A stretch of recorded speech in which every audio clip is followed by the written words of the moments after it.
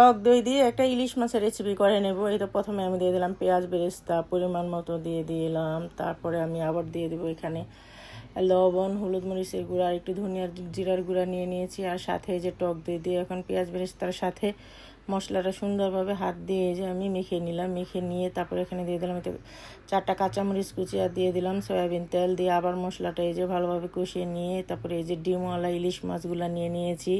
ইলিশ মাছ দেখলেই কিন্তু একটা লোভ লাগে, ভাজা হোক বা বাপানো হোক, খেতেই কিন্তু অনেক একটা আলাদা একটা টেস্ট।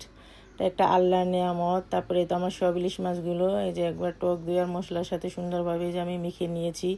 দেখুন কতটা লোভনীয় হয়েছে কালারটা। এই তো এখন আমার ইলিশ মাছটা ম্যারিনেট করা হয়ে গিয়েছে। আমি 20 মিনিটের মতো এটা রেখে দিয়েছি। তারপরে যে আমি ম্যারিনেট করে রেখে দিয়ে তারপরে যে কড়াই বসিয়ে দিলাম, কড়াইতে তেল দিয়ে দিলাম। দিয়ে তারপর কড়াইটা এই যে গরম হয়ে আসলে তারপরে যে ম্যারিনেট করা ইলিশ মাছগুলো আমি দিয়ে দিব এক এক করে সুন্দরভাবে বিছিয়ে আমি তো দিয়ে দিলাম। এভাবে রেসিপিটা অবশ্যই ভালো লাগলে ফলো করে রান্না করতে পারেন। এটা সাদা ভাত বা পোলাওর সাথে কিন্তু খেতে কিন্তু দুর্দান্ত হবে। এই তো দেখুন আমার ভাপানো ইলিশ মাছটা।